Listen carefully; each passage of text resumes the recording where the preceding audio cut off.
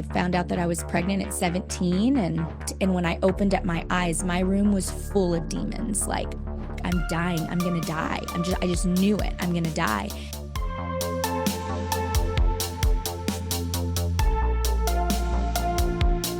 The one thing that really imparted on me when I was watching some of y'all's content before I reached out to y'all was you shared a story about choosing life. And we actually had one of our videos really go super viral because we had a choose life story on here that just like completely made me cry 4 or 5 times in our audience. Same thing, and just very powerful, very touching. So I wanted to ask you have a very powerful choosing life story, and I'd love for you to share it with me today. Yes.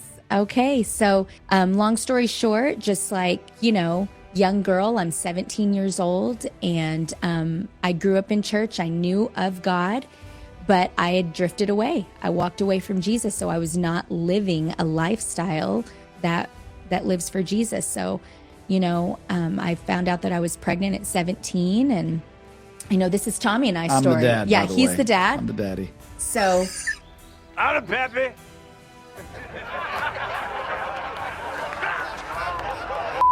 But we were two hot messes. Okay, so we sure. were not living for Jesus, No. and so we were living a promiscuous lifestyle. And so, it is what it is. For us to pretend that people can't have babies that way nowadays, you know what I'm saying? It's brainless.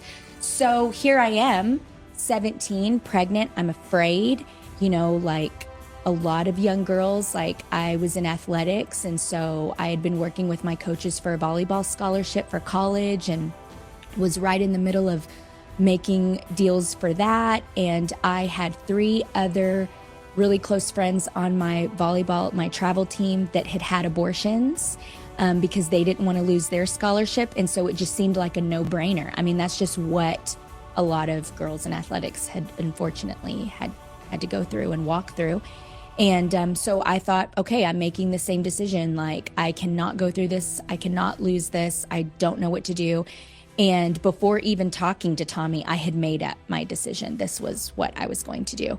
And I remember calling and trying to make an appointment for this.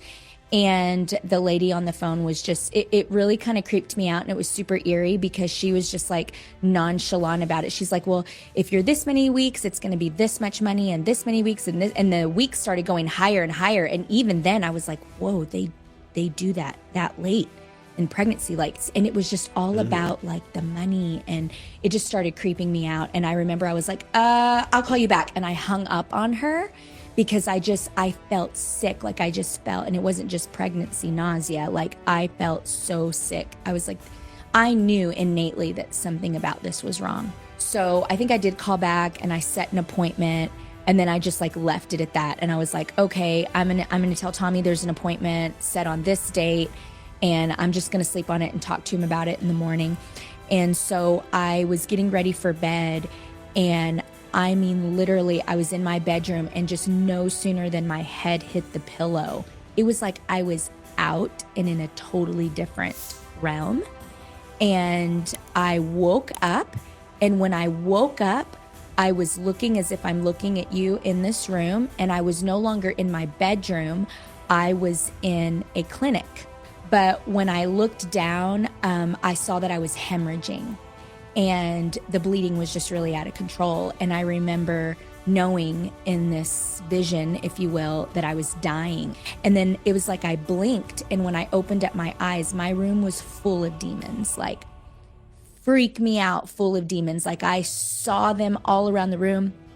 They were black, they were ugly, and there was this one large hooded figure at the foot of my bed with its hands out, waiting for the baby to come out.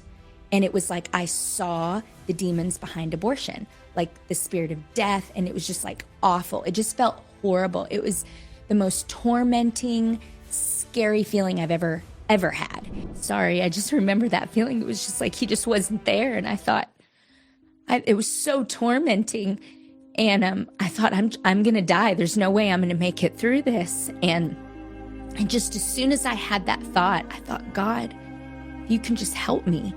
And as soon as I didn't even say it out loud, I just had the thought. And over to my right, like somebody just completely bust down this door. somebody just came in, the door busted down, and it was a blinding light on the other side of that door.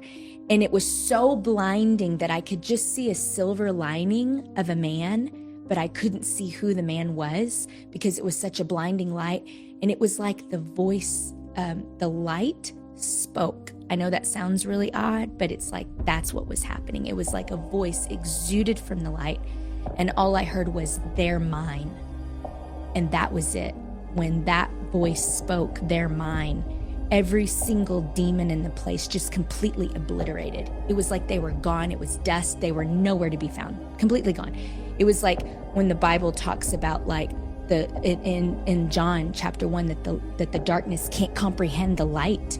It was like Jesus, the light of the world, came into that room, and his voice spoke through that light, and there was like vibration, and it just completely, all the demons exploded. I came up out of that encounter, and I was like dripping sweat in my bedroom. I was back in my bed again, and this overwhelming fear of the Lord was there, this conviction of God is saving my life. This is a warning. Not only will my baby die, but I will die if I go through with this. Like, God is warning me. And I was like, I don't want to die. I'm not ready to die. And then all of a sudden I felt this conviction. If your life matters, the life of your baby matters too. And so I was like, that's it. And I heard the voice of God. It was so internal, audible at that moment. And he said, if you choose to do things my way, I promise I'll always take care of you. And I was like, okay, I choose it. Your way, your way. Your way is life. Your way is life. And so I got up the next morning. It was a Sunday morning. That happened on a Saturday. It was a Sunday morning. And I remember I was like, I want to go to church. And that was not normal for me. I never wanted to go to church. And so like my mom was there, and I was like, Mom, I'm like, I think I'm going to go to church with you this morning. And she kind of looked at me funny because that was not a normal thing for me to say. And she was like, are you doing okay? And I'm like, yeah, I'm doing really fine. She goes, no, really, I had this wild dream about you last night. And I was like, is that so? I'm like, what did you dream? And she said, I had a dream that I was at work, and it was like in the middle of the week, and they gave me a phone call at work that you were at the hospital. It was an emergency, and I needed to get there quickly. And when I arrived, I looked into a window of this hospital room where you were, and I saw you, and there was a sheet over you, and there was just blood all on your stomach, your hips down. It was just covered in blood. And she said, I woke up out of the dream, and I just started praying for you. Like, God, I don't know what's going on with my daughter, but I just pray life over her, protection, all the things. And so I didn't tell my mom right away. I was really freaked out. And so we went to church that morning and had another confirmation. I went to church that morning, and the pastor was in the middle of prayer. And he's like, yeah, we have like a number of prayer requests. And at this time, I had not told Tommy. That was just the night before. So I had not had an opportunity to tell anybody about this encounter. And the pastor was kind of going through some prayer requests and calling for corporate prayer at that moment. And he said, yeah, I just got an email of a prayer request for a young girl that's contemplating abortion. I just feel like we need to enter into corporate prayer right now, and just pray life, that she chooses life. And I'm like, what in the world? Like, all of these things happening, boom, boom, boom, 1, 2, 3 after another. God was saving my life, not only the life of my child, but myself. And he was sparing my life. So here I am sitting in this corporate prayer, and I'm like, oh my God, I believe it was for whoever that girl was, but I believe that corporate prayer had power to like shift my mind even more. I went to Tommy. I didn't know what his response would be. And I told him, I was like, hey, like, I didn't even tell him the encounter. That came way later, but because it just shook me to the core. But I just told him, like, hey, I'm choosing. I don't, no pressure. I don't know what you want to choose, but like, I'm choosing life. I'm choosing to keep the baby. And of course, he chose us. Wow. And he did not give me any problem with it. He was like, no, like, we're going to do this together. So yeah, he's like, we need to get married. And I'm like, wait, hold on. Wait a minute. Propose to me. One thing at a time. I'm still a lady here. One thing at a time, So he was like, we got to get married. We're going to do this right. So no, I'm super thankful for that. I was the one that was like, wait, hold on a minute. Let's just think about this. So no, yeah, I'm super thankful. But And did you tell him, yeah, like, what Catherine is okay, doing? So like, that's the deal. is Catherine, crazy. she is an adult now, a young adult, a lady, and she is traveling all over the world. She travels with us. She travels on her own, worship leading leader. worship. Wow. She's a worship leader, and she's super powerful and brings a lot of breakthrough. And